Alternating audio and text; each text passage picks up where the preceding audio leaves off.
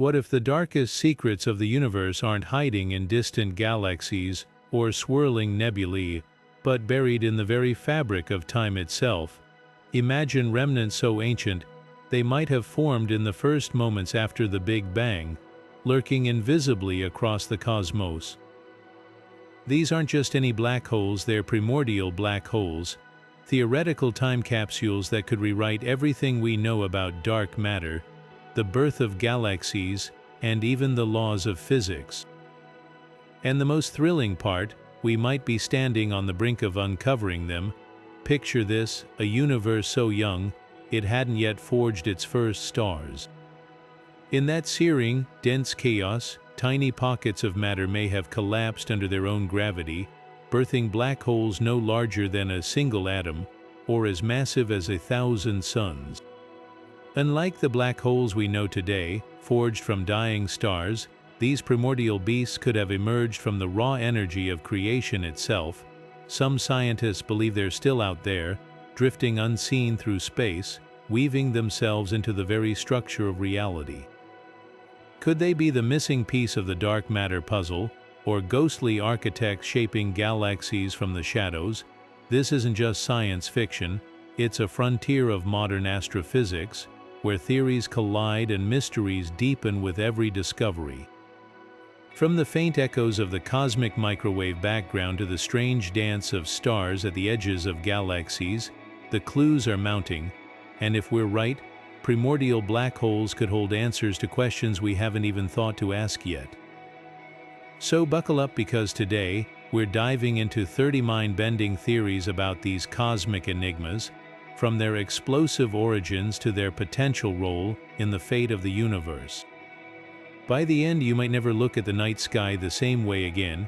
The search for dark matter has led scientists down countless rabbit holes, from ghostly subatomic particles to bizarre cosmic phenomena. But what if the answer has been hiding in plain sight all along, woven into the fabric of space itself? Primordial black holes could be the elusive dark matter we've been chasing for decades. Unlike traditional black holes born from collapsing stars, these ancient relics would have formed in the universe's first chaotic seconds, when dense regions of matter collapsed under their own gravity. Their sheer numbers and gravitational pull might perfectly explain why galaxies rotate faster than visible matter alone can account for, and why we've never directly detected the hypothetical particles called WIMP. Stephen Hawking first floated this radical idea back in 1974, suggesting that PBHs smaller than an atom could swarm through space undetected, their collective gravity shaping the cosmos. Fast forward to today, and advanced gravitational lensing surveys are hunting for their telltale fingerprints, tiny flickers of light, when a PBH bends spacetime to magnify distant stars. Some researchers argue these black holes fit the data better than WIMP ever could, acting as cosmic, MACHO, massive compact halo objects that invisibly anchor galaxies together. But the debate is far from settled. Critics point out that if PBHs were dark matter, we'd expect to see more evidence of them colliding or evaporating. Yet the absence of certain gamma-ray signals and gravitational wave events leaves room for doubt. Meanwhile, particle physicists cling to WIMP, betting that underground detectors will eventually catch one. It's a high-stakes clash of cosmic paradigms, one side hunting for invisible black holes older than time, the other chasing particles that might not even exist. And if Hawking's hunch was right, we could be standing on the verge of rewriting the story of the universe's missing mass.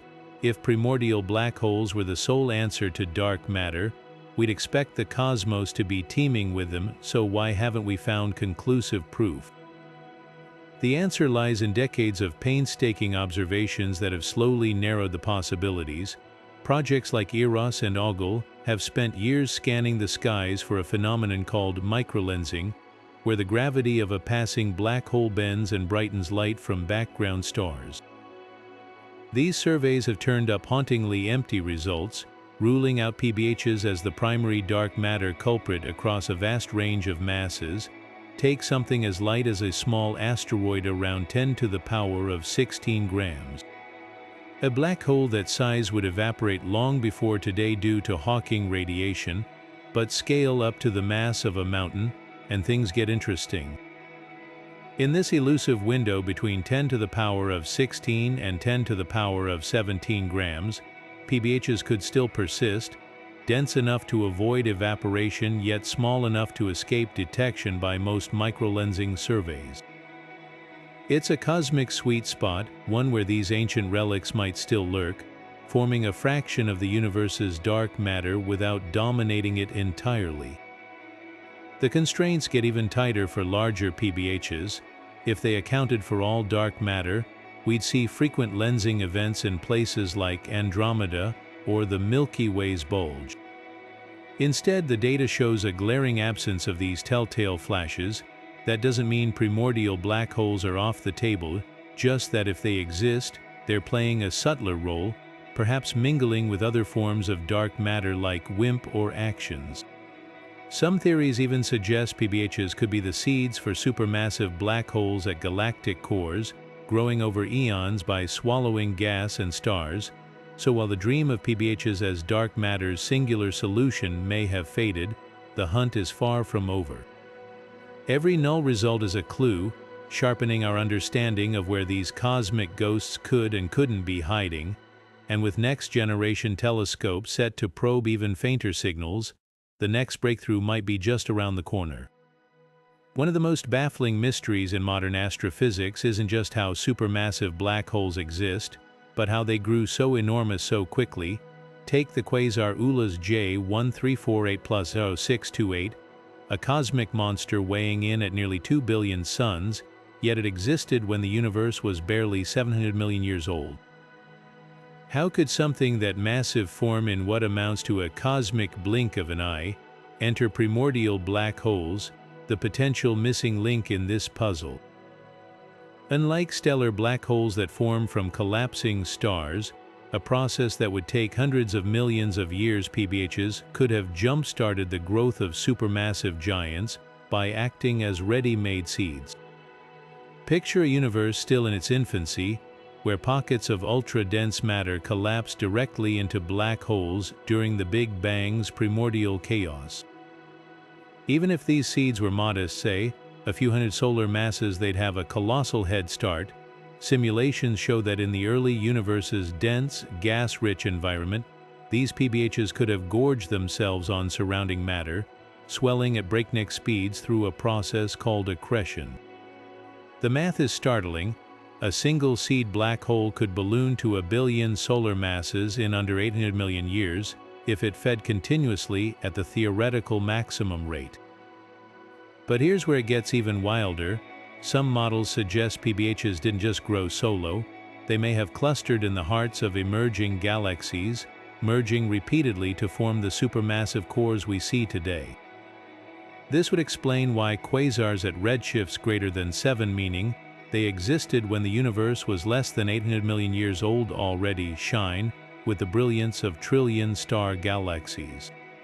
Without primordial seeds, traditional formation theories strain to account for such rapid growth. The evidence isn't just theoretical. Observatories like the James Webb Space Telescope are now spotting supermassive black holes in the early universe that defy conventional timelines. Their sheer size and youth align eerily well with PBH seeding scenarios. If confirmed, it would mean the universe's most terrifying monsters didn't grow from nothing, but were instead born from the ashes of creation itself, lurking in cosmic nurseries long before the first stars flickered to life. The very birth of the universe might hold the key to primordial black holes, not in the fiery aftermath of the Big Bang, but in the strange quantum ripples of cosmic inflation. Picture this: a fraction of a second after creation, space itself expanded faster than light, stretching quantum fluctuations into macroscopic wrinkles in space-time. In some regions, these density variations became so extreme that matter collapsed under its own weight, forging black holes directly from the fabric of inflation. This isn't just speculation, it's a compelling theory with roots in the work of Soviet physicist Alexei Starobinsky, who first showed how quantum effects could amplify these fluctuations into black holes during the universe's exponential growth spurt. What makes inflationary PBHs different? While traditional models rely on hot, dense plasma collapsing after the Big Bang, inflation-era black holes would have formed earlier, potentially with far more exotic properties. Starobinsky's calculations revealed that under certain conditions, the violent stretching of spacetime could have squeezed matter into black holes spanning masses from micrograms to solar masses within mere instants. Unlike later PBH formation scenarios, these wouldn't require perfect density contrasts or fine-tuned initial conditions. Instead, they'd emerge naturally from the quantum chaos of inflation itself, like bubbles freezing in place as the universe expanded. The smoking gun for this theory might lie in the cosmic microwave background, the afterglow of the Big Bang. Tiny temperature variations in the CMB could bear the scars of early PBH formation, imprinting a distinct statistical signature. Future projects like CMB-S4, with its unprecedented sensitivity, aim to hunt for these whispers from the inflationary epoch. If they find evidence of PBHs born from quantum fluctuations, it wouldn't just confirm a new class of black holes, it would validate our boldest ideas about inflation's role in shaping everything from galaxy clusters to dark matter. Critics argue that such PBHs would require inflation to operate at energy scales higher than typically assumed, potentially conflicting with other cosmological data. Yet alternative models like hybrid inflation or scenarios with multiple inflationary fields could sidestep these hurdles. The stakes couldn't be higher. If inflation did spawn primordial black holes, they'd be more than cosmic oddities. They'd be living fossils from the universe's first trillionth of a second, carrying secrets about quantum gravity, extra dimensions, or even the multiverse. And with next-generation telescopes set to probe the CMB's faintest patterns, we might soon know if these relics are truly woven into the universe's oldest light. While most black holes live for unimaginable eons, those formed at the very dawn of time might have met an explosive fate, only to leave behind something even stranger. Imagine black holes so tiny, they'd fit inside a single atom, forged during the Planck epoch when the universe was just 10 to the power of minus 43 seconds old. At this unfathomable moment, quantum fluctuations and gravity operated on equal footing, potentially allowing microscopic pockets of space to collapse into black holes with masses comparable to the Planck mass, about 20 micrograms. These wouldn't be the dark matter candidates we've discussed earlier, but something far more ephemeral and bizarre. Thanks to Hawking radiation, any primordial black hole below a certain mass would have evaporated by now, releasing their energy in a final burst of particles. But here's where quantum gravity throws us a curveball. Some theories suggest these evaporations might not end in nothingness. Instead, they could leave behind stable remnant specks of spacetime so dense, they resist complete dissolution. Picture these as quantum nuggets, fragments of the original black hole frozen at Planck-scale dimensions by the weird rules of quantum mechanics. They'd carry no charge, barely interact with matter, yet stubbornly persist as near-invisible cosmic artifacts.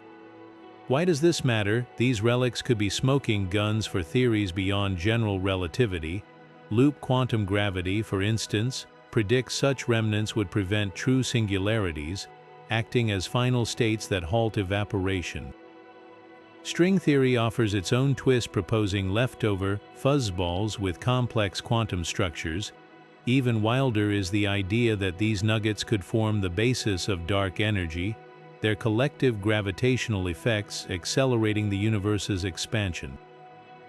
The catch: spotting something smaller than a quark with near-zero interactions pushes our detectors to their limits, yet indirect clues might exist. If Planck-scale PBHs once populated the early universe, their evaporation bursts could have imprinted on the cosmic microwave background or seeded anomalies in the interstellar medium. Others speculate these remnants might cluster in dark matter halos, subtly altering galactic dynamics. While still speculative, the hunt for these quantum fossils bridges the gap between black hole physics and the quest for a theory of everything, proving that sometimes the smallest relics hold the biggest secrets. Hawking radiation isn't just a theoretical curiosity, it could be the key to spotting primordial black holes in their death throes. Picture a black hole so small, it's barely holding itself together, leaking particles into space as it evaporates. For PBHs formed in the early universe, those with masses below 1 billion metric tons would have already vanished in a final, violent burst of gamma rays. And here's where things get tantalizing. The Fermi Large Area Telescope has been picking up mysterious flashes of high-energy light that don't quite match any known astrophysical sources. Could these be the last screams of evaporating primordial black holes? The math is compelling.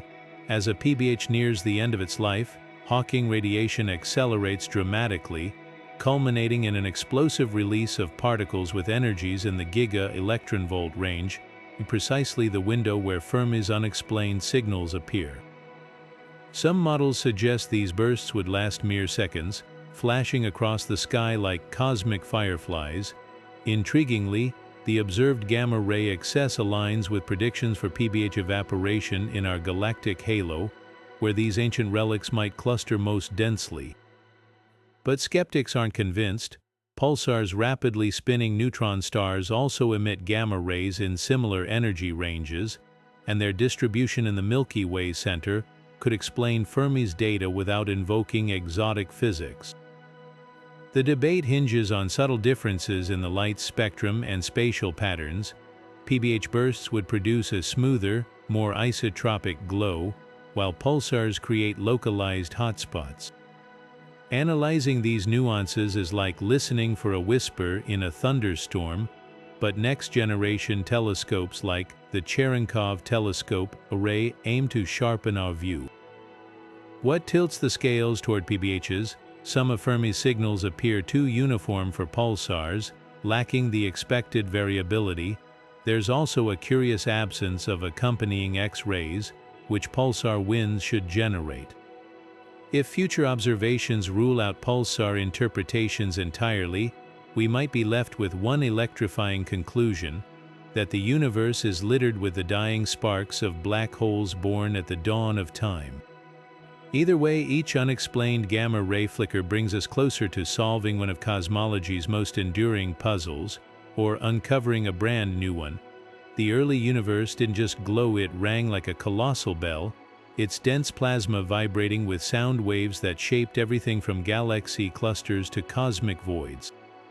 These baryon acoustic oscillations left an indelible fingerprint on the cosmos, a pattern so precise it's often called the universe's blueprint. But what if primordial black holes, those elusive remnants of the Big Bang, tuned this cosmic symphony in ways we're only beginning to understand? Picture the universe's first 300,000 years, a seething sea of electrons and protons where sound waves raced outward at half the speed of light.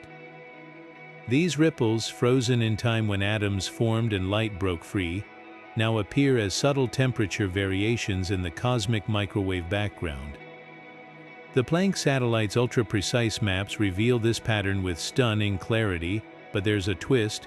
If PBHs had already formed by this epoch, their gravitational pull would have warped these oscillations like stones dropped into a pond, creating telltale distortions in the CMB's harmonic structure. Theoretical models suggest two key effects. First, PBHs would act as gravitational anchors, slowing the expansion of sound waves in their vicinity and smearing the peaks of the oscillation pattern. Second, their random distribution would add noise to the CMB's power spectrum, a statistical roughness unlike the smooth curves predicted by inflation alone. Planck's data has put tight limits on these anomalies, effectively ruling out PBHs as the dominant dark matter component above a certain mass, but intriguingly, the measurements leave room for a sparse population of intermediate mass PBHs between 100 and 10,000 solar masses that could have subtly influenced the universe's acoustic landscape without overwhelming it. What makes this so groundbreaking? It means we might already have evidence of PBHs hidden in plain sight, encoded in the CMB's faintest fluctuations. Future observatories like the Simons Observatory aim to scrutinize these acoustic relics with even sharper resolution, hunting for the gravitational shadows cast by primordial black holes. If they find them, it wouldn't just confirm a cosmic origin story, it would reveal how the heaviest objects in existence dance to the rhythm of the universe's first notes. Fast radio bursts, those brilliant, milliseconds-long flashes of cosmic energy, have puzzled astronomers since their discovery.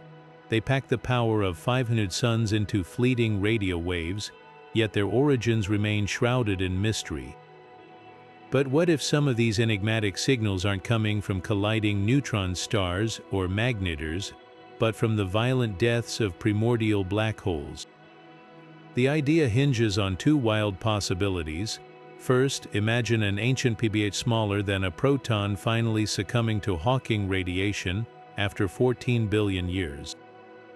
Its evaporation wouldn't be a quiet fade-out but a cataclysmic burst of high-energy particles, potentially emitting a coherent radio signal as spacetime itself unravels. Simulations suggest such an event could match the unique frequency sweep observed in FRBs, where higher radio frequencies arrive slightly earlier than lower ones, an effect caused by interactions with interstellar plasma.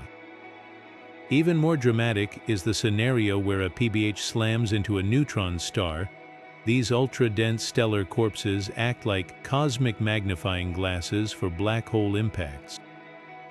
A collision would trigger shockwaves through the neutron star's magnetic field, launching intense radio emissions. The resulting FRB could outshine an entire galaxy for milliseconds, leaving no visible remnant, just like the non-repeating bursts we've detected. What makes this theory compelling isn't just the mechanics, it's the outliers. Some FRBs defy explanation by conventional models, appearing in seemingly empty regions of space with no host galaxies visible. If PBHs roam the cosmos as dark matter, their collisions or evaporations could occur anywhere, even in the voids between galaxies. This would explain why instruments like CHIME keep catching FRBs in locations where no stars, gas, or visible matter exist to power them. Of course, skeptics point out that most FRBs trace back to galaxies with active star formation, aligning better with magnetar flares, but the exceptions nag at astronomers. If even a fraction of these bursts stem from primordial black holes, it would redefine our understanding of both FRBs and the invisible relics hiding in deep space. Upcoming projects like the Square Kilometre Array could settle the debate by pinpointing burst origins with unprecedented precision. Until then, the tantalizing link between these cosmic fireworks and the universe's oldest black holes remains wide open, a puzzle written in radio waves across the void. Long before the first stars ignited, the universe underwent a mysterious transformation, one that primordial black holes may have quietly orchestrated. Around 200 million years after the Big Bang, neutral hydrogen atoms that had filled the cosmos suddenly began losing their electrons, ionizing in an event called reionization. Conventional wisdom points to ultraviolet light from early stars as the culprit, but a puzzling anomaly in data from the EDGES experiment suggests something else might have been at work. The signal, a dip in 21-centimeter radio waves from primordial hydrogen, appears twice as strong as models predict, hinting that the gas was colder or the radiation field hotter than expected. Enter primordial black holes, whose relentless Hawking radiation could have pumped energy into the young universe, supercharging reionization in ways stars alone couldn't. Picture a universe still cloaked in darkness, its hydrogen gas cooling under the expanding skies. Suddenly, countless PBHs, each smaller than an atom, begin evaporating, flooding space with high-energy photons. These particles would have heated the surrounding gas, stripping electrons from hydrogen atoms earlier and more efficiently than stellar radiation could. The effect would be twofold. Not only would reionization start sooner, but the 21 centimeter absorption signal, a fingerprint of hydrogen interacting with the cosmic microwave background, would deepen dramatically, matching the anomalous edges data. It's a cosmic feedback loop where the tiniest black holes alter the universe's timeline on the grandest scales. Critics argue that PBH-induced reionization requires fine-tuning. Too many evaporating black holes would overheat the gas, erasing the 21 centimeter signal entirely. Yet alternative models propose a Goldilocks scenario. PBHs with masses around 10 to the power of 16 grams would evaporate precisely during this epoch, their radiation peaking just as the first hydrogen clouds formed. Supporting this, recent simulations show that even a sparse population of such PBHs could explain edges observations without disrupting later star formation. The implications are staggering. If confirmed, PBHs wouldn't just be cosmic hidden players, they'd be architects of the universe's first light, sculpting the conditions for galaxies before stars even had a chance to shine. Upcoming experiments like the Square Kilometre Array aim to map the 21 centimeter signal in unprecedented detail, hunting for the telltale patches of ionization that could betray these ancient black holes' presence. What began as a mystery in radiostatic might end as our clearest window into the universe's darkest pioneers. When the LIGO Observatory picked up the gravitational waves from GW 190521, scientists were stunned. The signal revealed two black holes each around 85 times the mass of our Sun colliding in a distant galaxy. But here's the twist: black holes this heavy shouldn't exist under standard stellar evolution models. Massive stars that could form such giants would typically tear themselves apart in pair instability supernova, leaving nothing behind to collapse. So where did these cosmic heavyweights come from? One compelling answer lies in the primordial past, where black holes might have formed not from dying stars, but from the raw turbulence of the Big Bang itself. Primordial black holes could solve this puzzle neatly. Unlike stellar black holes constrained by the life cycles of stars, PBHs would have no upper mass limit during their formation. They could emerge in any size from subatomic specks to thousands of solar masses depending on the density fluctuations in the early universe. This means mergers like GW 190521 wouldn't be anomalies but expected events in a cosmos seeded with ancient black holes. The math gets even more intriguing when you consider spin. Stellar black holes tend to have high spins, a relic of their parent star's rapid rotation. But their spins would be nearly zero, shaped by random quantum ripples rather than stellar dynamics. LIGO data holds tantalizing clues. While some observed mergers align with stellar predictions, others, like GW 190521, show low spins, matching primordial origins. Critics argue that dense stellar environments like globular clusters could also produce heavy black hole binaries through repeated mergers. Yet the statistics are telling. If PBHs make up even a fraction of dark matter, their mergers would outnumber stellar-born events in certain mass ranges, creating a distinct fingerprint in gravitational wave catalogs. Future observations by upgraded detectors like LIGO Voyager or the Einstein telescope could settle the debate, hunting for clusters of mergers in mass ranges where primordial black holes should dominate. The implications stretch beyond just one mystery. If PBHs are behind even a subset of LIGO detections, it would mean these relics aren't just passive leftovers, they're active participants in the cosmic dance, pairing up over eons and colliding with world-shaking force. Each gravitational wave signal might then be a message from the universe's first moments, written in the language of spacetime itself, and as our detectors grow more sensitive, we could be on the verge of decoding an entire chapter of cosmic history long thought lost to time. The fabric of our universe might not be alone. Imagine countless others, each born in their own Big Bang, separated by voids of expanding spacetime. This multiverse scenario isn't just science fiction, It's a serious theoretical framework where primordial black holes could emerge from something as delicate as colliding bubbles. Picture the early cosmos as a frothing sea of inflated fields, the quantum energy driving the universe's rapid expansion. In some models, pockets of this field could have stabilized at different energy levels, forming bubble-like regions, each a potential universe with its own laws of physics. When these bubbles collided, the violent releases of energy might have warped spacetime so intensely that black holes formed at the boundaries, like cosmic scars. String theory adds another layer to this mystery, the landscape of possible vacuum states, each representing a unique universe, suggests an unfathomable number of bubble collisions across the multiverse. Some theorists like Stephen Hawking and Leonard Susskind propose that these collisions wouldn't just create any black holes, but ones with distinct signatures, slightly off masses or spins that betray their exotic origins. Unlike PBHs born from density fluctuations in our universe, these relics would carry imprints of their parent bubble's physics, whether extra dimensions, altered fundamental constants, or even traces of a progenitor universe's demise. Evidence for such PBHs could lurk in gravitational wave data. Collisions from black holes with odd mass ratios, say, 120 solar masses paired with 1 + 3, might signal a multiverse lineage, since stellar processes rarely produce such mismatched pairs.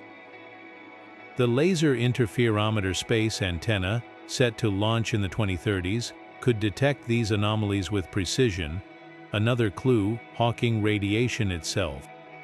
If evaporating PBHs emit particles with unexpected energy distributions, it might hint that their formation breached the usual rules of our cosmos.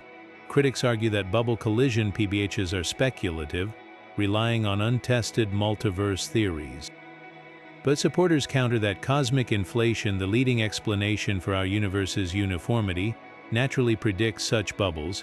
If future telescopes spot black holes with bizarre properties that defy astrophysical origins, we might not just be glimpsing relics of our universe's birth, but proof that we're one of many in an infinite cosmic foam. At the icy fringes of our solar system, something strange is tugging at the cosmic strings.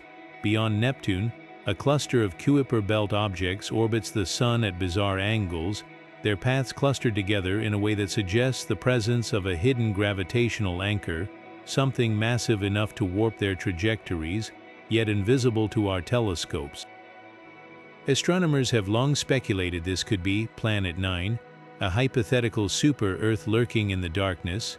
But what if the culprit isn't a planet at all, but a primordial black hole, one with the mass of 5 Earths, yet no larger than a grapefruit? This radical hypothesis flips conventional planet hunting on its head. Instead of scanning the skies for reflected sunlight, researchers would need to search for something far more subtle, the telltale flashes of gamma rays as interstellar matter spirals into the black hole's event horizon. Or perhaps the gravitational lensing effects when the object passes in front of distant stars, momentarily distorting their light. The math is eerily consistent. A PBH of this mass would perfectly explain the Kuiper belt anomalies while evading detection by optical surveys like pan-stars. We'd have scoured the proposed orbital zone for years without spotting a planet. But here's the catch: such a black hole would also interact with the Oort cloud, sending comets careening inward at rates we should observe. Surveys like AUGLE, which monitor millions of stars for microlensing events, have found no evidence of PBHs in this mass range drifting through our galactic neighborhood. The constraints are tightening. If a primordial black hole were hiding in our solar system, it would likely need to be both incredibly isolated and on a stable, resonant orbit to avoid disrupting the surrounding cosmic debris more dramatically than we've measured.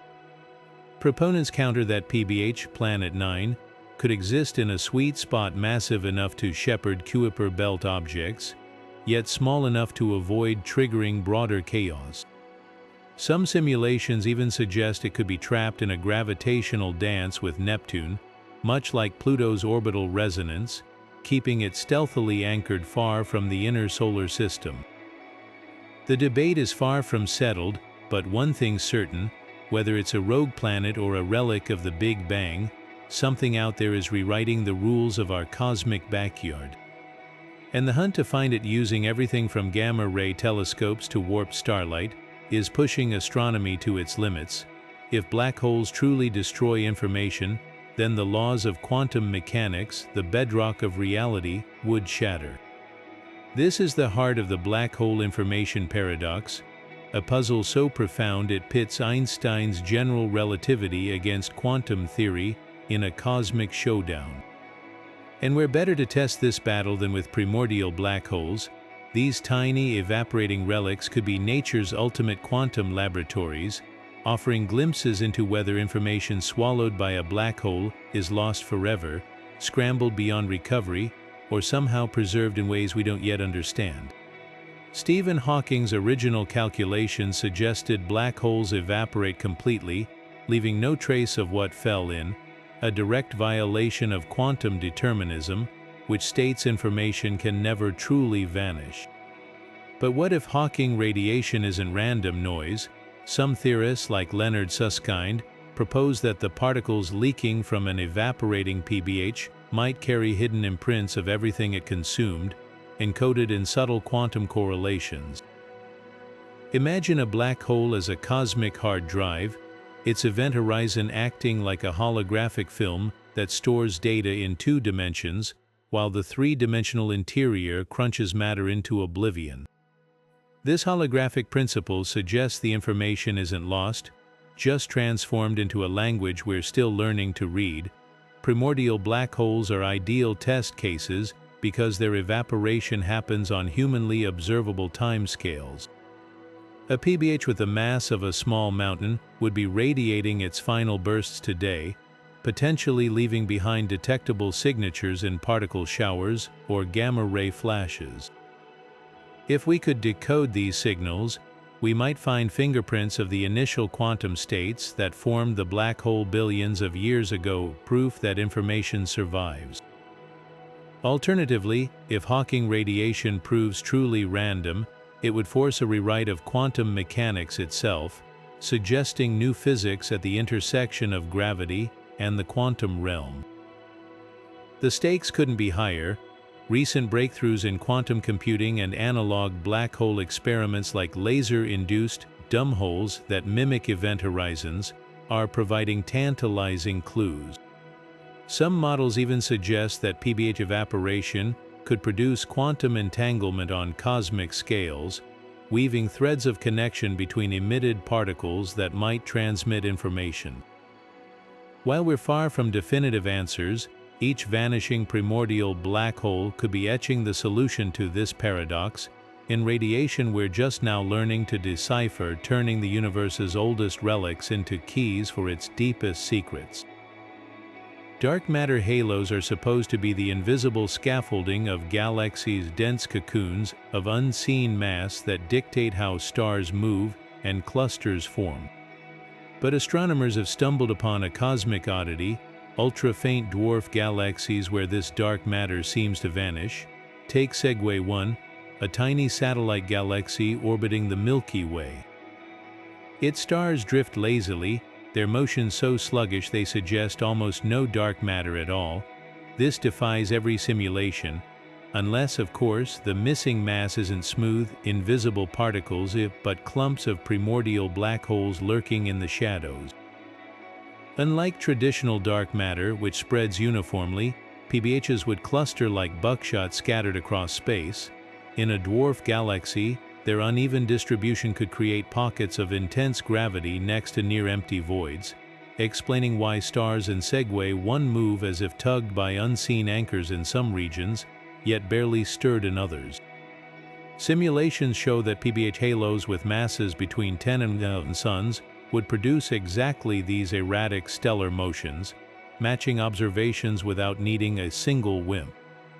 Even more telling, these black hole swarms wouldn't leave the diffuse gamma-ray glow expected from dark matter annihilation, sidestepping another observational headache.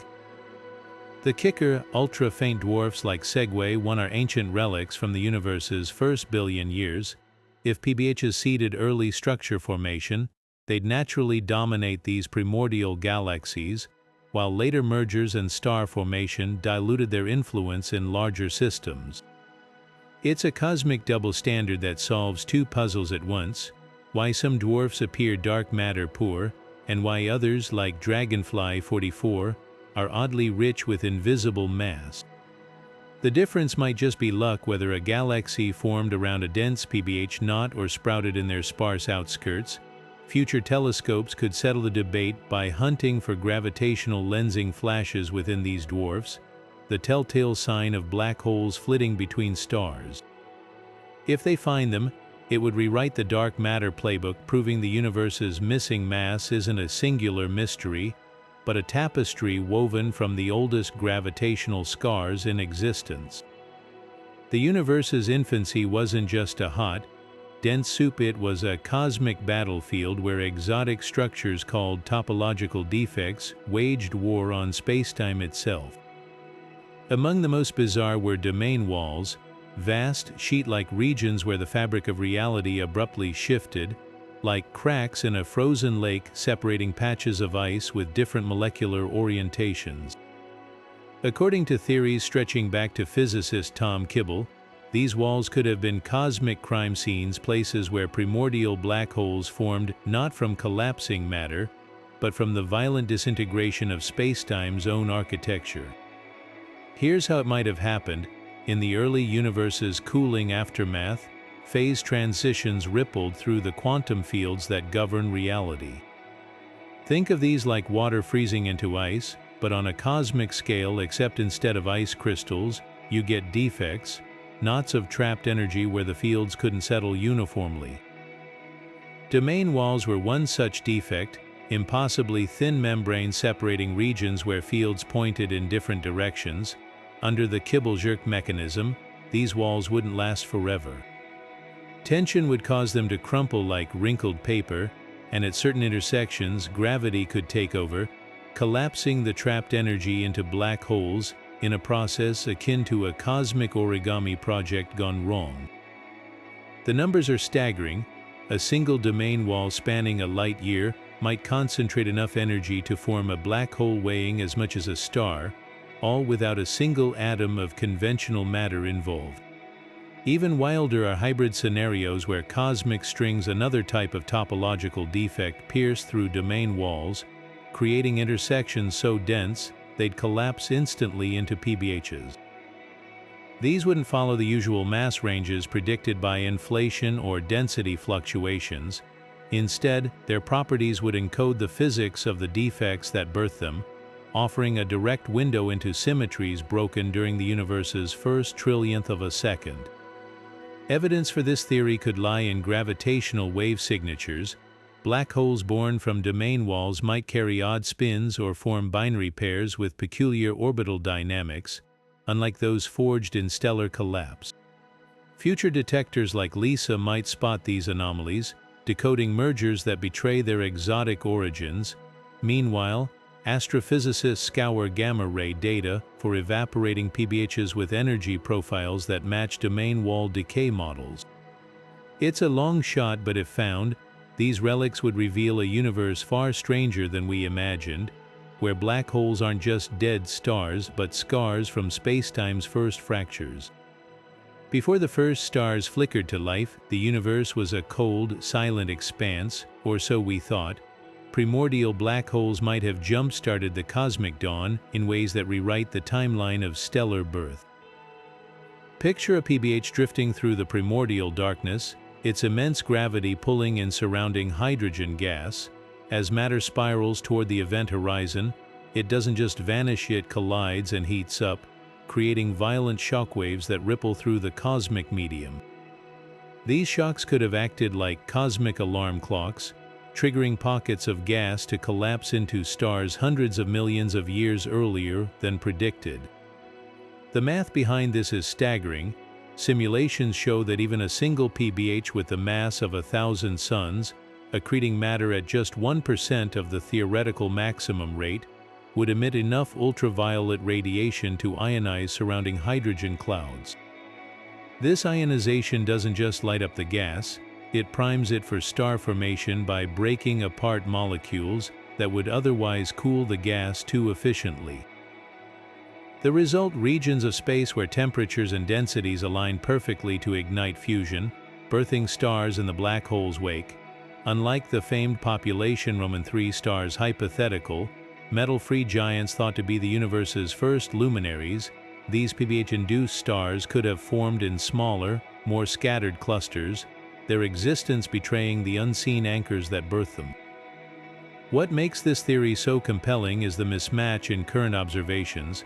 The James Webb Space Telescope has already spotted galaxies shining far earlier than models predicted, their light too bright and mature for standard timelines.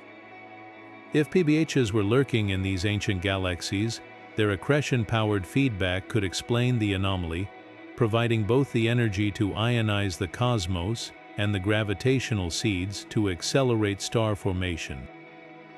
Critics argue that such early activity would leave imprints in the cosmic microwave background, distortions we haven't yet detected, but supporters counter that sparse PBH distributions might have subtly influenced reionization without overwhelming the CMB's broader patterns like hidden conductors orchestrating a symphony just beyond our hearing. The implications stretch beyond just rewriting stellar history.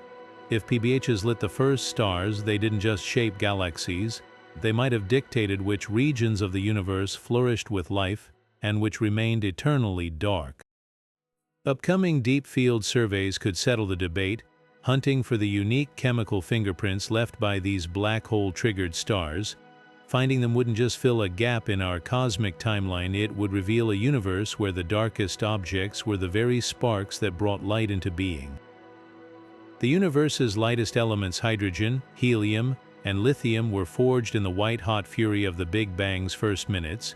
Yet when astronomers peer back to these primordial times, they find a glaring mismatch. The observed lithium-7 abundance is roughly 3 times lower than what Big Bang nucleosynthesis predicts. This cosmic accounting error, known as the lithium problem, has stumped scientists for decades, but what if the missing lithium didn't vanish, it was devoured? Enter primordial black holes, the universe's ultimate elemental erasers. During nucleosynthesis, temperatures and densities were just right for lithium-7 to form alongside deuterium and helium-3. But soon after, the expanding universe cooled, locking these elemental ratios into place, or so we thought. Here's where PBHs rewrite the script. If these ancient black holes existed even sparsely during this epoch, their gravitational pull would have attracted and swallowed surrounding baryonic matter, including freshly minted lithium nuclei. The mechanism is chillingly efficient. A single PBH with the mass of a small asteroid could have cleared lithium from vast swaths of primordial gas, like a cosmic vacuum cleaner sucking up dust. But the plot thickens. Lithium isn't just destroyed, it's also produced when high-energy photons slam into heavier elements like beryllium. PBHs could have skewed this balance too. As matter spiraled into their event horizons, it would have emitted intense radiation, sparking secondary nuclear reactions that further depleted lithium inventories. Simulations show this two-pronged attack: direct consumption and photodissociation could reconcile predictions with observations, neatly erasing the lithium excess without tweaking fundamental physics.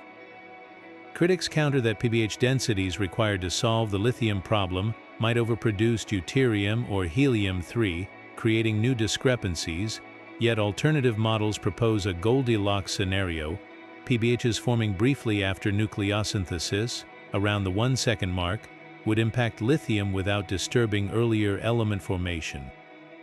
The smoking gun: certain isotopes like helium-3 exhibit subtle anomalies in metal-poor stars, a potential fingerprints of nearby PBHs, altering their abundances billions of years ago. Upcoming spectroscopic surveys, like those planned for the 30-meter telescope, aim to measure these isotopic ratios with unprecedented precision. If they find lithium deficiencies paired with helium-3 excesses in ancient stellar atmospheres, it could point decisively to primordial black holes as the culprits. What began as a nagging inconsistency in Big Bang chemistry might end as our most compelling evidence that the universe's oldest black holes were not just witnesses to creation but active editors of the cosmic periodic table. Deep in the void between galaxies, an unexpected rain of antimatter might be leaking from the universe's oldest secrets. The alpha magnetic spectrometer, a cutting-edge cosmic ray detector bolted to the International Space Station, has been picking up a tantalizing anomaly more high-energy positrons, the antimatter twins of electrons, than standard astrophysical models can explain. These excess particles, streaming in with energies up to 1 tera-electronvolt, fit eerily well with a daring prediction. They could be the dying breaths of evaporating primordial black holes, their final bursts of Hawking radiation imprinting on the cosmos like cosmic graffiti. The connection lies in quantum mechanics' strange rules. As a PBH shrinks, it doesn't just fade quietly, it erupts in a particle firestorm, emitting everything from photons to neutrinos. But positrons are special. Unlike heavier particles, they survive long journeys through interstellar space, reaching detectors like MACHO with energies that betray their origins. Simulations show that a population of PBHs weighing around 10 to the power of 14 grams, about the mass of a small asteroid, would evaporate right now, producing positrons in the exact energy range MACHO observes. The numbers line up almost too perfectly: the predicted flux, the spectral shape, even the lack of a corresponding excess in antiprotons, which heavier PBHs would overproduce. Yet alternative explanations loom. Pulsars spinning neutron stars with crushing magnetic fields also spew positrons, and their distribution in the Milky Way could account for MACHO data. The smoking gun: positrons from PBHs would arrive uniformly from all directions, while pulsar-borne particles would cluster near their sources. Current data leans slightly isotropic, but not decisively. There's another twist: if PBHs are indeed evaporating, their positrons should come packaged with gamma rays from secondary particle interactions. Fermi LED's all-sky scans haven't found the expected gamma ray background, though some argue instrumental limits might mask it. The debate hinges on subtleties. PBH evaporation predicts a sharp cutoff in positron energies. Once the black hole's temperature peaks, the spectrum plummets. MACHO latest data hints at such a drop-off near 1 tera-electronvolt, but noise clouds the signal. Upgraded detectors like the proposed all-sky medium energy gamma ray observatory could untangle these threads, hunting for correlated gamma flashes or subtle anisotropies. If they find them, we might be staring at the aftermath of countless microscopic black holes blinking out of existence, their antimatter signatures etching proof of Hawking's greatest prediction into the cosmic record. Until then, every positron counted by MACHO carries two possibilities: a pulsar's pulse or a black hole's last whisper. Gravity is the ultimate sculptor of the cosmos, and nowhere is its power more terrifying than in the crowded hearts of primordial black hole clusters. Imagine a swarm of these ancient relics, dozens, hundreds, perhaps even thousands, packed into a region no larger than our solar system. Left undisturbed for billions of years, their dance would be inevitable, a slow-motion collapse where black holes pair up, spiral inward, and merge in cascading collisions. This relentless chain reaction could solve one of LIGO's biggest puzzles: the existence of intermediate mass black holes like those behind GW 190521, too heavy to form from stars yet too light to match supermassive giants. The mechanics are breathtaking. Unlike stars, which require vast distances to avoid catastrophic collisions, PBHs wouldn't need much space to start merging. Their lack of electromagnetic emissions means they can approach each other silently, shedding orbital energy through gravitational waves until they're locked in a death spiral. Simulations reveal that in dense PBH clusters, mergers would occur in rapid succession, a black hole formed from one collision immediately finding another partner. growing like a snowball rolling downhill. Within a billion years, a cluster of 100 solar mass PBHs could forge a single monster weighing thousands of suns, squarely in the intermediate mass range that baffles astronomers. What makes this theory so compelling is the timing. The universe's first PBH clusters would have formed long before stars lit up, giving them a head start to grow through mergers. By the time galaxies assembled, these IMP could have already been lurking in their cores, acting as seeds for today's supermassive black holes.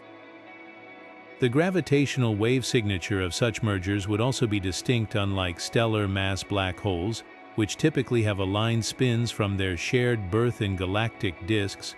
PBH mergers would show random spin orientations, a telltale fingerprint of their chaotic origins. Remarkably, LIGO might already have detected this process. GW190521's black holes, 85 and 66 solar masses, defy standard stellar evolution models.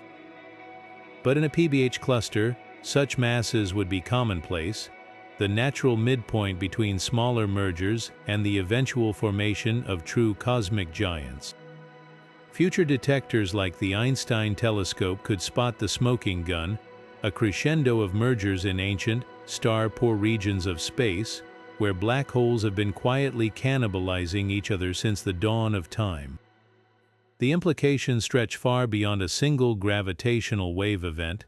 If PBH clusters are indeed IMP factories, they'd rewrite the story of how cosmic structures emerged. Galaxies might not have grown their black holes from scratch. Instead, they could have captured prefabricated giants, forged in the universe's darkest, densest nurseries. Every intermediate mass black hole detected could then be a fossilized remnant of a primordial swarm's final, furious collapse. Our universe might be just one layer in a cosmic stack, hidden dimensions curled so tightly, we'd never notice them in everyday life. But in the extreme energies of the Big Bang, these extra dimensions could have unfolded like origami, warping gravity so intensely that primordial black holes erupted into existence at rates impossible in our familiar, four-dimensional spacetime. This isn't science fiction, it's the spine of theories like Kaluza-Klein and Randall-Sundrum models, where higher dimensional physics doesn't just tweak PBH formation, it supercharges it. Take the Randall-Sundrum model's warped geometry, where our four-dimensional universe floats like a membrane near a five-dimensional bulk. In this scenario, gravity leaks into the extra dimension, growing stronger at microscopic scales. During inflation, quantum fluctuations wouldn't just ripple along our brain, they'd reverberate through the bulk, amplifying density variations to the point where PBH formation becomes inevitable. The math is startling. Under these conditions, black holes could form with masses as low as 10 micrograms, far lighter than anything possible in standard 4D physics, and in numbers vast enough to dominate dark matter without contradicting microlensing surveys. Kaluza-Klein theories paint an even wilder picture. Here, every particle we know has heavy towers of counterparts vibrating in compactified extra dimensions. When the universe was young and hot enough to excite these Kaluza-Klein modes, their gravitational pull would have twisted spacetime into knots, spawning PBHs at energies a trillion times lower than required in conventional models. These black holes wouldn't just be relics, they'd be time capsules preserving the geometry of dimensions long since collapsed, the smoking gun, gravitational waves. PBHs born from extra dimensions would merge with distinctive echoes in their waveforms, subtle oscillations caused by gravity leaking into higher dimensions during collisions. LIGO next-generation upgrades might catch these whispers. Others hunt for evaporating PBHs with gamma-ray spectra too hard to explain without extra D contributions.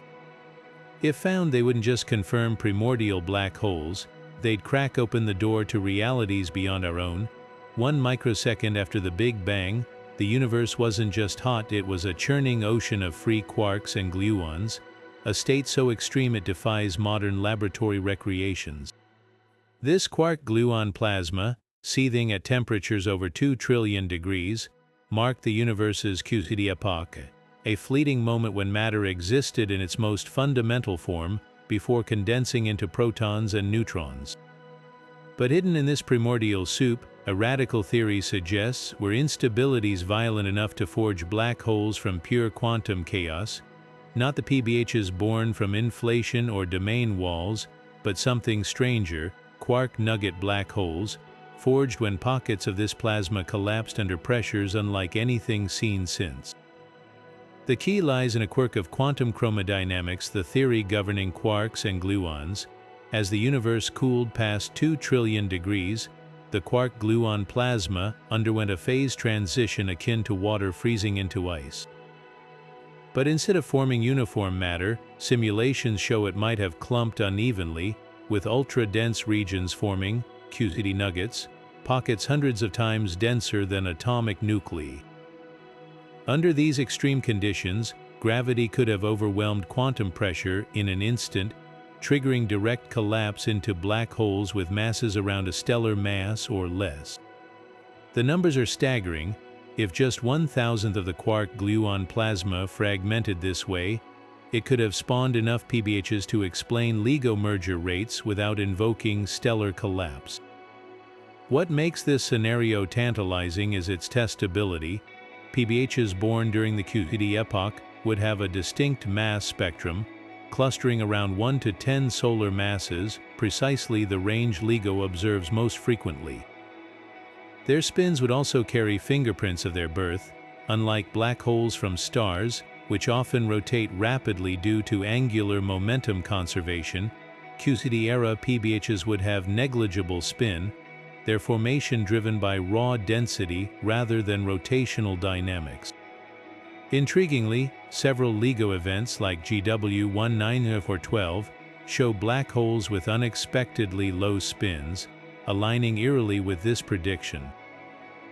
The smoking gun might lie in gravitational wave echoes. If QCD phase transitions were first-order, meaning they occurred via bubble nucleation like boiling water, the resulting PBH mergers could imprint subtle oscillations in their waveforms, a relic of the violent quark-era physics that birthed them. Future detectors like the Einstein telescope could spot these whispers. Others hunt for evaporating PBHs with gamma-ray signatures skewed by strange quark matter remnants. If found, these relics wouldn't just rewrite black hole origins, they'd offer a frozen snapshot of the universe's most elusive phase, when matter itself was still learning what shape to take. When a star wanders too close to a black hole, the results are catastrophic, a tidal disruption event where gravitational forces stretch and shred the star into a luminous stream of plasma. But if that black hole isn't a typical stellar remnant, if it's a primordial relic forged in the Big Bang's chaos, the spectacle could unfold in ways that defy conventional astrophysics. Unlike their stellar-born cousins, PBHs lack the accretion disks and surrounding debris that shape standard TDs. Stripped of these trappings, their interactions with stars would produce electromagnetic fireworks, unlike anything we've seen before. Picture a primordial black hole plowing through a star at blistering speeds. Because PBHs can be far denser and more compact than stellar mass black holes, their tidal forces would operate on dramatically smaller scales. Instead of cleanly tearing a star apart from the outside in, a high-velocity PBH might punch straight through, leaving a needle-thin wake of superheated plasma in its path. The resulting flare wouldn't resemble the months-long glow of a typical TD, it would be a rapid, asymmetric burst, peaking in hours and fading just as quickly. This pinpoint disruption signature has never been observed, but simulations suggest it should emit high-energy X-rays and ultraviolet light, like a cosmic spark flashing in the dark. The aftermath would be just as telling. Stellar mass black holes leave behind swirling debris disks that emit for years, but PBHs, especially low-mass ones, might not retain enough captured material to sustain prolonged emission. Instead, their tidal disruptions could produce erratic flickers, like a strobe light in the cosmos, as the black hole's gravity continuously ejects more material than it can consume. Telescopes like the upcoming Vera Rubin Observatory could spot these anomalies by scanning for ultra-fast transients in galactic nuclei where no supermassive black hole exists to explain them. Even stranger are the electromagnetic echoes of PBHs grazing stars without fully destroying them. A close encounter could strip layers of a star's outer atmosphere, triggering periodic outbursts each time the black hole completes another orbit. These repeating partial TDs would create a heartbeat-like pattern in the light curve, a dead giveaway for an invisible, ancient predator circling its prey. The stakes for detection are high. If even a handful of these events match PBH predictions, it would confirm the existence of primordial black holes while opening a new window into their distribution and behavior. Every unusual flash, every erratic burst, could be a black hole from the dawn of time, revealing itself through the violence it inflicts on the stars. Black holes are famously bald, or so we thought. According to the no-hair theorem, a cornerstone of general relativity, these cosmic monsters should be stripped down to just three defining features: mass, spin, and electric charge. Any other details of the messy hair of particles, quantum states, or other information that fell in are lost forever beyond the event horizon, but primordial black holes might be the rebellious exceptions to this rule.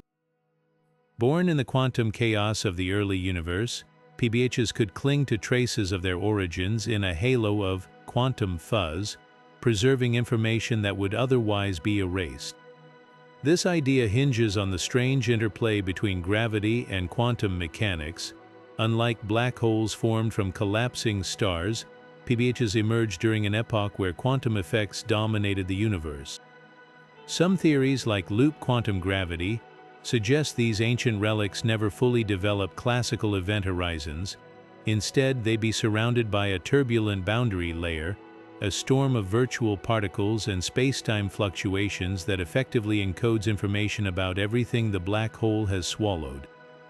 Imagine it like a cosmic fingerprint, etched into the fabric of the black hole's outer layers rather than vanishing into the singularity. The implications are staggering. If PBHs violate the no-hair theorem, they could resolve the infamous black hole information paradox by acting as cosmic archivists, preserving data in their quantum structure rather than destroying it. String theory takes this even further with the fuzzball proposal, a notion that black holes are tangled knots of vibrating strings, their surfaces bristling with intricate quantum states that store information like a celestial hard drive. For primordial black holes, this would mean their evaporation via Hawking radiation isn't random noise but a carefully choreographed unraveling, with each emitted particle carrying encrypted fragments of the original data. Critics argue that such models stretch theoretical physics beyond its limits, requiring untested assumptions about quantum gravity, yet tantalizing clues exist. Gravitational wave observations of PBH mergers could reveal subtle deviations in their waveforms, hints of extra hair perturbing the spacetime around them. Even more telling would be detecting Hawking radiation from evaporating PBHs with non-thermal spectra, a smoking gun for information leakage. While today's instruments aren't precise enough to spot these anomalies, next-generation detectors like the Einstein telescope might finally catch the whispers of quantum fuzz in action. The debate isn't just academic. If primordial black holes do preserve information, they'd be more than cosmic oddities. They'd be living proof that the universe keeps perfect records, even in its darkest corners. And that would mean the no-hair theorem isn't wrong, just incomplete, waiting for a deeper theory to reveal how spacetime's most violent experiments still play by quantum rules. Before the first stars ignited with nuclear fire, the universe might have glowed with something far stranger: dark stars, colossal orbs fueled not by fusion, but by the slow, ravenous feeding of primordial black holes at their cores. These theoretical monsters, hypothesized by astrophysicists like Catherine Fries, would rewrite stellar evolution entirely, offering a glimpse into a reality where dark matter, not ordinary gas, shaped the earliest light in the cosmos. Imagine a star 1,000,000 times more massive than our Sun, its core not a seething fusion reactor, but a swirling vortex of superheated gas spiraling into a PBH. As matter plummets toward the event horizon, it releases enough radiation to halt further collapse, creating a bizarre equilibrium where the black hole's appetite is balanced by the outward pressure of its own glow. Unlike fusion-powered stars which shine for millions of years, these dark stars could persist for billions, growing ever larger as they devour surrounding hydrogen. Their light wouldn't come from helium synthesis, but from the hellish friction of doomed particles, giving them a colder, redder hue than any star we know today. The implications are staggering. If dark stars existed, their eventual collapse wouldn't leave behind white dwarfs or neutron stars, but something unprecedented: stellar mass black holes wrapped in dense halos of dark matter.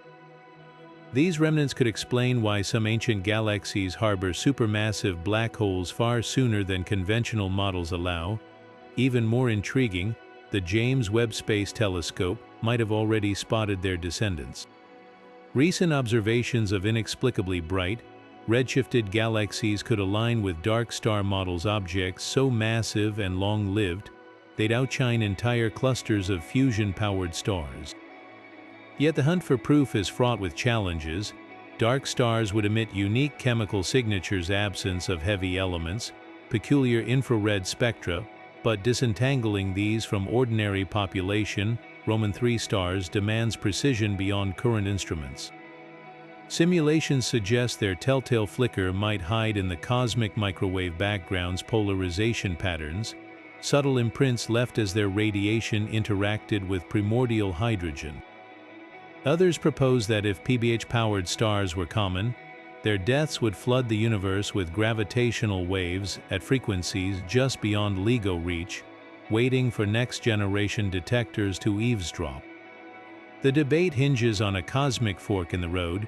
Did stars always burn with fusion's fire, or did the universe's first light flicker to life in the belly of black holes?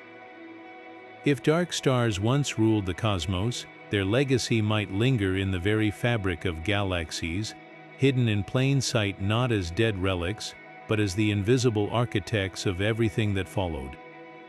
And with every new deep field image from Webb, we edge closer to spotting these ghostly giants, or proving they were just another beautiful, unrealized twist in the universe's grand story. Buried in the faint, rhythmic pulses of distant neutron stars, astronomers may have stumbled upon echoes from the universe's most violent infancy, gravitational waves so ancient they predate the first stars. The nanograv collaboration, meticulously tracking millisecond pulsars for over a decade, detected a low-frequency hum permeating spacetime.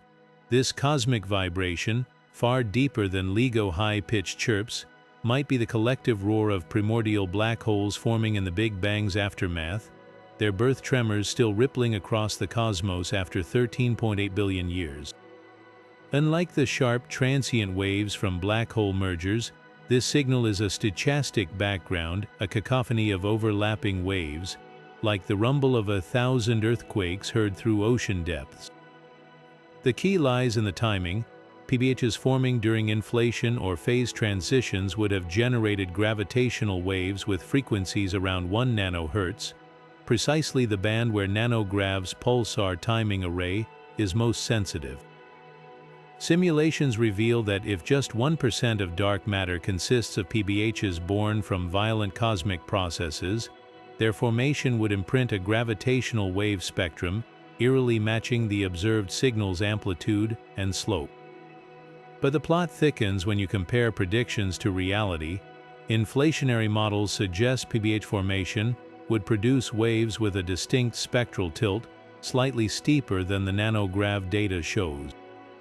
This discrepancy could hint at something wilder: PBHs born not from simple density fluctuations, but from first-order phase transitions. Picture the early universe as a supercooled liquid suddenly freezing, with bubbles of true vacuum colliding and releasing energy in gravitational shockwaves. These collisions wouldn't just make black holes, they'd flood spacetime with waves bearing a unique frequency fingerprint, one that aligns with nanograv's findings better than traditional inflation scenarios. The implications stretch beyond mere detection. If confirmed, this background would act as a time machine, revealing conditions in the universe's first second with unimaginable precision.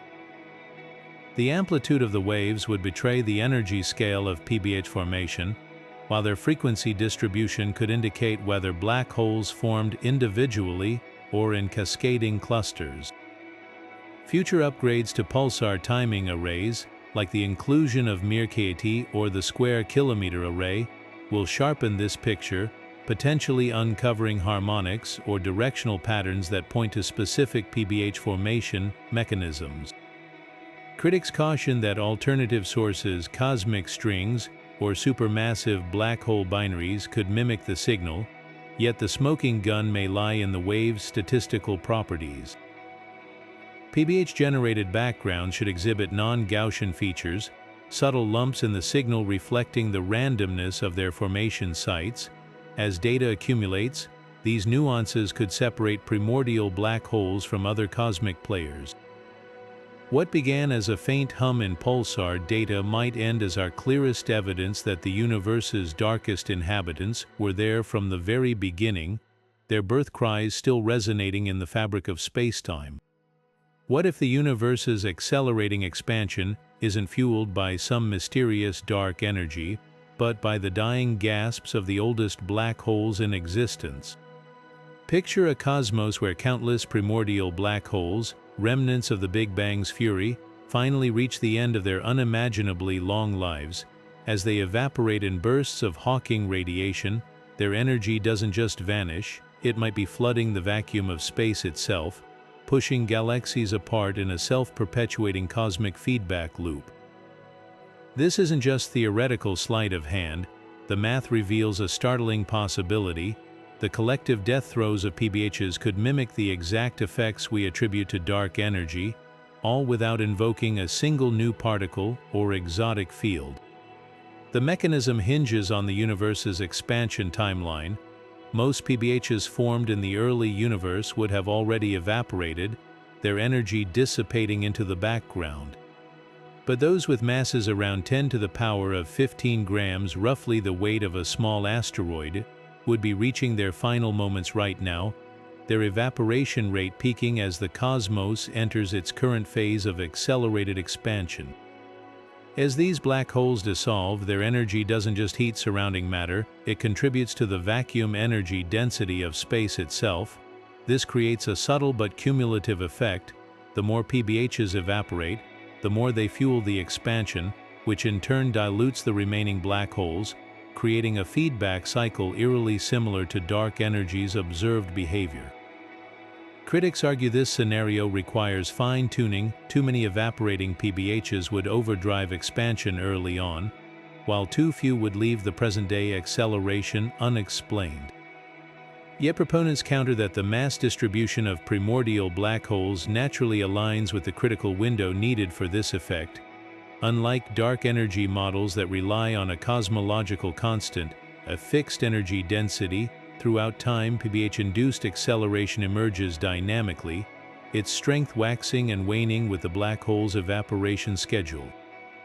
This could explain why dark energy's dominance is a relatively recent cosmic phenomenon, emerging around 5 billion years ago, precisely when PBHs of the right mass range would have begun their most intense phase of evaporation.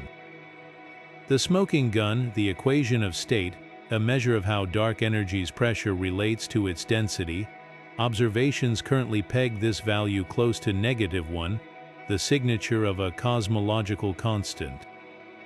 But PBH evaporation would produce slight deviations, a phantom energy effect where the equation of state dips below -1 during peak evaporation epochs.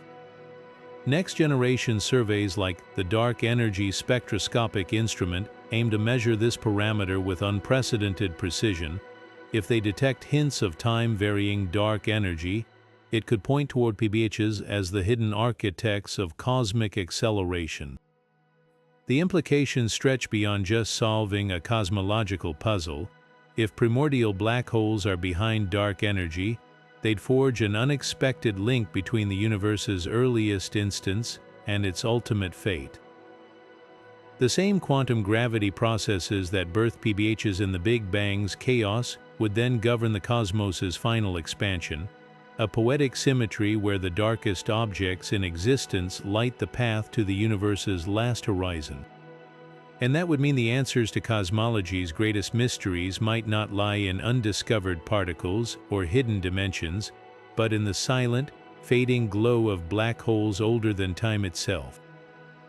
Long before galaxies took shape, the universe wove itself into a vast cosmic web, a sprawling network of gas filaments connecting dense nodes where galaxy clusters would later form.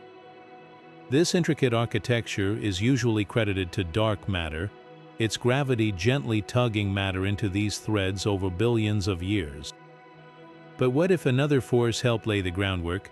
Primordial black holes, scattered like celestial seeds in the universe's infancy, could have jump-started this process, their concentrated gravity carving deep wrinkles into the cosmic fabric long before dark matter halos took the reins.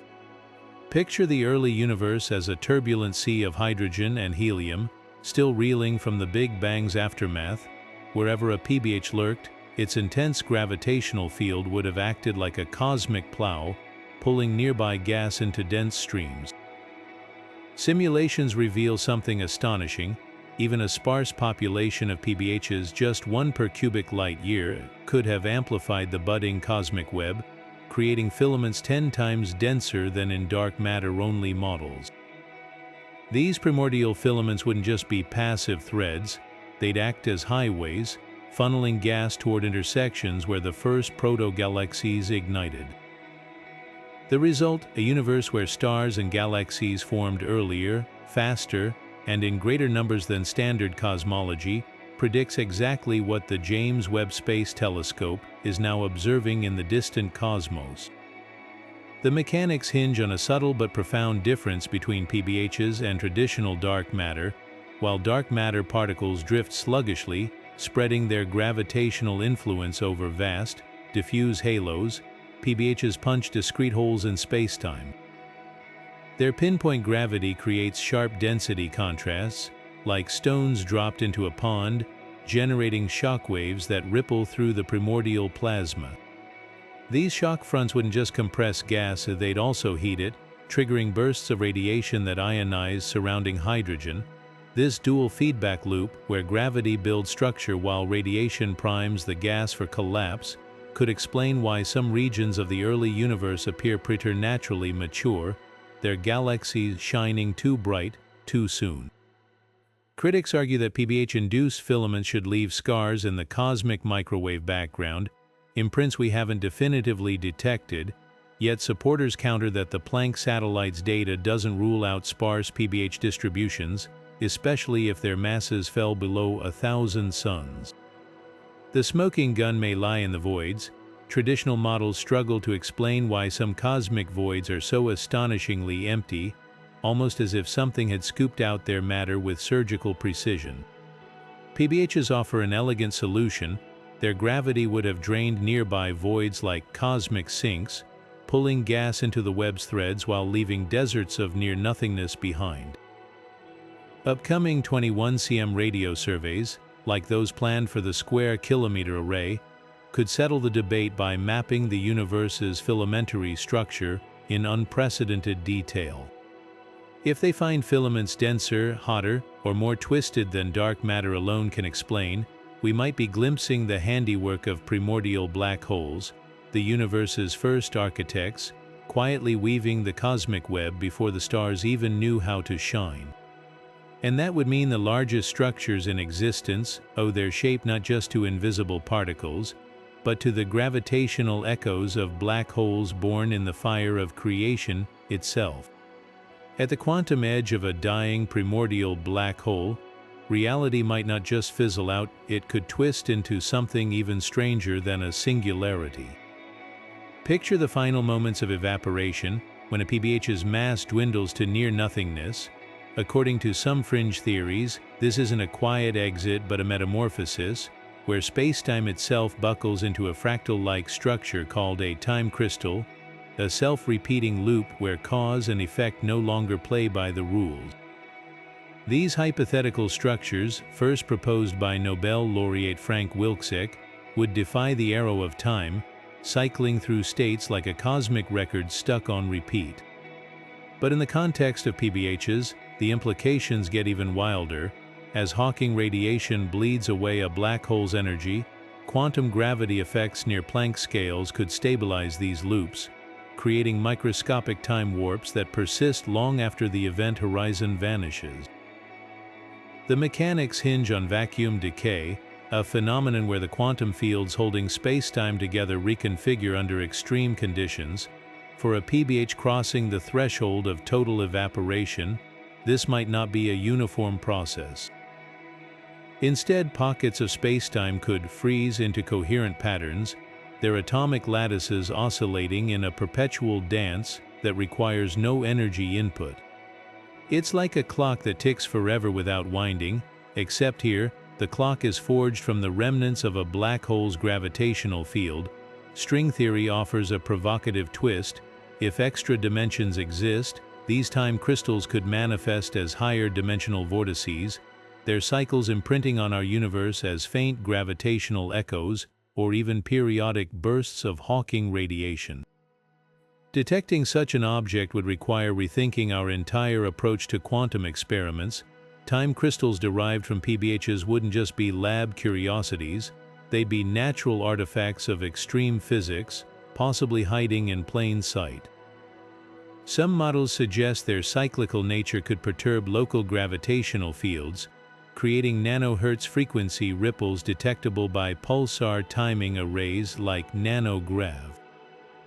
Others propose that quantum echoes in the cosmic microwave background, subtle, repeating anisotropies, might betray their presence. Even more speculative is the idea that these structures could act as spacetime buoys, marking regions where the laws of thermodynamics briefly invert, allowing energy to flow backward in localized pockets.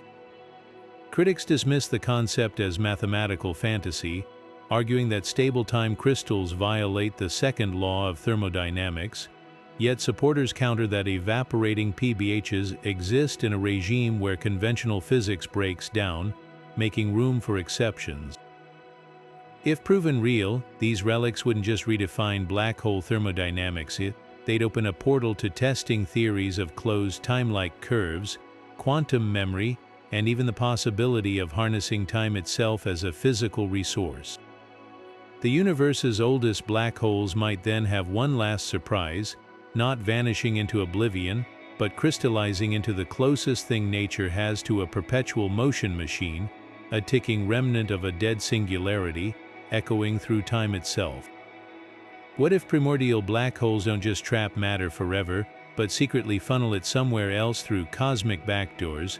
Loop quantum gravity, a leading theory seeking to bridge Einstein's relativity with quantum mechanics, proposes a breathtaking possibility that some PBHs might tunnel through spacetime itself, emerging as their theoretical opposites, white holes.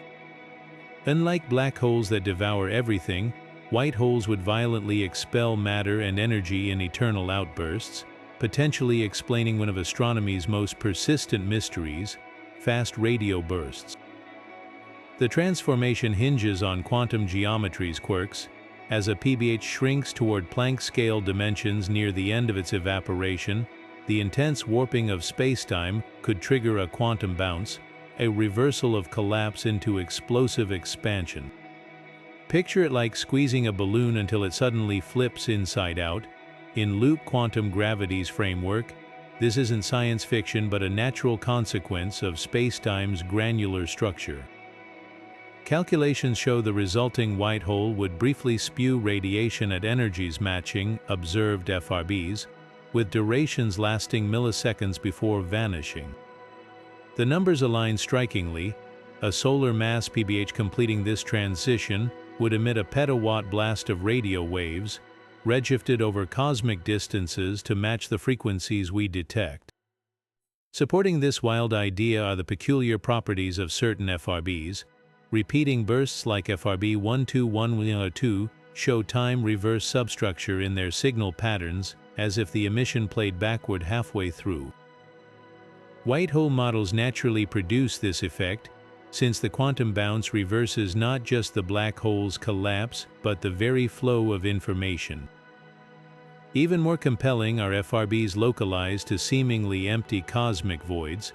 Traditional FRB sources like magnetars should reside in galaxies, but PBH-turned white hole events could occur anywhere, unshackled from conventional astrophysics. Critics highlight hurdles. White holes violate classical thermodynamics by converting infinite gravitational collapse into explosive output without obvious energy sources. Yet quantum gravity permits such paradoxes at Planck scales, where time's arrow blurs. Detecting proof remains the ultimate challenge. White hole signatures should include paired emissions, a FRB like radio burst followed by higher energy X-rays as the event's afterglow. Telescopes like CHIME and XMM Newton are now cross-referencing FRB catalogs with X-ray transients, hunting for these telltale pairs. Others scrutinize FRB polarization data, since white hole ejecta would imprint distinct twisting patterns on radio waves as they escape extreme spacetime curvature. The implications spin far beyond FRBs. If PBHs tunnel into white holes, they'd forge hidden bridges in spacetime, not the science fiction wormholes of interstellar travel, but flickering quantum passages where the universe's oldest black holes briefly turn inside out. Each detection could then be a two-way message, a farewell note from a dying black hole, and the birth cry of its white hole twin, echoing across the ages. Black holes aren't just cosmic vacuum cleaners, they might be the universe's most sophisticated hard drives. According to the holographic principle, every particle swallowed by a black hole leaves an imprint on its event horizon, scrambled into a two-dimensional code like data, etched onto a celestial DVD. For primordial black holes, this raises a spine-tingling possibility. Their evaporation via Hawking radiation could be nature's most elaborate data transmission, broadcasting quantum secrets from the dawn of time in a language we're just beginning to decipher. At the heart of this idea lies the ADS/CFT correspondence, a groundbreaking concept in string theory that links gravity in higher dimensional spaces to quantum field theories on their boundaries. Imagine a black hole as a three-dimensional object projecting its information onto a two-dimensional surface, its event horizon. Like a hologram, every photon, quark, or asteroid that falls and gets encoded in this boundary layer, translated into a dance of quantum bits. For PBH born in the quantum chaos of the early universe, this process could preserve fragments of the Big Bang's initial conditions, storing them in Hawking radiation's statistical noise. Here's where it gets wild. As a PBH evaporates, its shrinking horizon forces this encoded data to re-emerge in the radiation not as readable files, but as subtle correlations between emitted particles. Think of it like a burned book where the ashes still hold the text pattern, if you know how to reconstruct it. Theorists like Juan Maldacena have shown that under ADS/CFT, these correlations could preserve unitarity, meaning no information is truly lost, just remixed. The catch: decoding it would require quantum computers powerful enough to untangle Hawking radiation's statistical web, a task far beyond today's technology. Observational clues might still exist. If PBHs evaporate asymmetrically, perhaps due to quantum hair or extra dimensions, their radiation could carry imprints in gamma-ray spectra or gravitational wave echoes. The Fermi telescope's unexplained GVXS, for instance, might not just be random noise, but a garbled message from a dying black hole's data dump. Even more tantalizing are proposals that PBH mergers could shake loose information stored in their horizons, producing gravitational waveforms with subtle deviations from classical predictions. Future detectors like LISA or the Einstein telescope could hunt for these anomalies, effectively listening for whispers of quantum code in spacetime ripples. Critics argue this stretches theoretical physics into speculation, yet supporters counter that PBHs offer a unique testing ground. Their simpler formation history lacks the messy astrophysics of stellar black holes, making their evaporation purer and their information signatures cleaner. If proven correct, it would mean every evaporating primordial black hole is more than a relic. It's a time capsule broadcasting quantum snapshots of the universe's first moments, waiting for us to crack the cipher. And that transforms Hawking radiation from a thermal curiosity into the most elusive radio station in existence, playing the universe's oldest hits on loop. Could the existence of primordial black holes be evidence of something far grander, not just anomalies in our universe, but signposts pointing to an infinite multiverse? Imagine a cosmic lottery where the fundamental constants of reality, gravity, electromagnetism, even the strength of nuclear forces, are shuffled like cards in every newborn universe. In this dizzying landscape, most universes would be stillborn, their physics too extreme to allow matter, structure, or life, but a rare few strike the perfect balance, and according to the anthropic principle, we inevitably find ourselves in one where conditions permit observers. Here's where PBHs become cosmic Rosetta Stones. Their formation hinges delicately on these same fundamental constants, meaning their presence or absence could encode the statistical likelihood of our universe's parameters among countless others. Take the cosmic inflation that birthed PBHs. The density fluctuations required to collapse matter into black holes during the universe's first moments depend critically on the inflation field's energy and the quantum noise rippling through it. Tweaking these values even slightly, as might happen in other universes, would either flood reality with black holes or leave it entirely barren of them. Our universe sits in a Goldilocks zone where PBHs form rarely enough to avoid cosmic catastrophe, but frequently enough to potentially explain dark matter or seed galaxies. This fine-tuned balance suggests an eerie possibility that the parameters enabling PBH formation might be deeply linked to those allowing life. String theory amplifies this connection. In the landscape of possible vacuum states, each representing a distinct universe with unique physical laws, PBH formation rates would vary wildly. Universes with lower Planck masses might spawn black holes from mere pebbles, while those with stronger nuclear forces could prevent collapse altogether. Remarkably, the same conditions that suppress runaway PBH formation also favor stable atoms and long-lived stars, essential ingredients for life. This overlap hints that PBHs aren't just random relics, they could be thermodynamic boundary markers, separating habitable universes from uninhabitable ones in the multiverse's vast parameter space. The smoking gun might lie in gravitational wave observations. If LIGO or future detectors find PBH mergers with mass distributions clustering around values that maximize observability, say, tens to hundreds of solar masses, it would suggest a selection effect, a universe tuned for discovery. Conversely, the absence of PBHs below certain masses could indicate hidden constraints preventing overproduction in life-friendly cosmoses. Some theorists even propose that evaporating PBHs might leave quantum imprints in the cosmic microwave background, subtle statistical anomalies betraying their formation as a rare event in the multiverse's probability distribution. Critics argue this ventures into untestable metaphysics, yet counterintuitively, PBHs offer a rare bridge between anthropic reasoning and empirical science. Their gravitational and radiative signatures provide measurable hooks to assess whether our universe's constants sit at a probability peak or valley in the multiverse landscape. Future surveys mapping PBH abundances across mass ranges could effectively weigh the likelihood of our cosmic neighborhood's existence, not just within our universe, but against the backdrop of infinite alternatives. In this light, every primordial black hole becomes more than a relic. It's a census report from the multiverse, whispering how special or ordinary our reality truly is.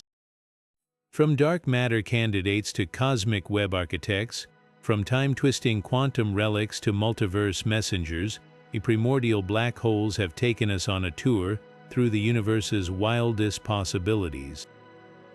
We've seen how these ancient anomalies might lurk invisibly in our solar system, their gravity tugging at distant worlds, how they could have birthed the first stars by supercharging the cold hydrogen of the cosmic dawn, or seeded supermassive black holes before galaxies even existed. We've explored the eerie chance that evaporating PBHs are behind antimatter rains and gamma-ray mysteries, or that their collisions could explain gravitational wave signals that defy conventional physics. Some theories even cast them as holographic vaults, storing information from the Big Bang in their quantum fuzz, or as ticking time crystals that rewrite the laws of thermodynamics in their final moments. The sheer breadth of these ideas reveals something profound.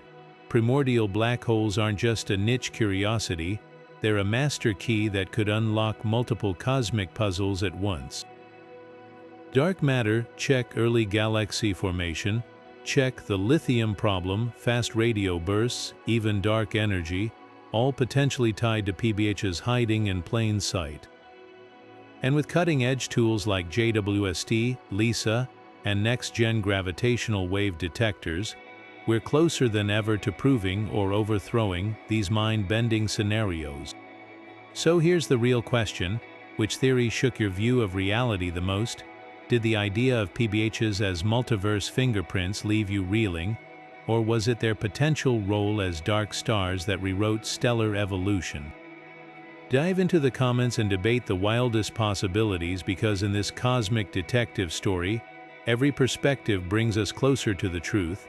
And stay tuned, our next deep dive will explore how the James Webb Space Telescope is hunting for primordial black holes right now, using strategies so ingenious they'd make even Einstein pause. The universe's oldest secrets won't stay hidden forever, and neither should your theories.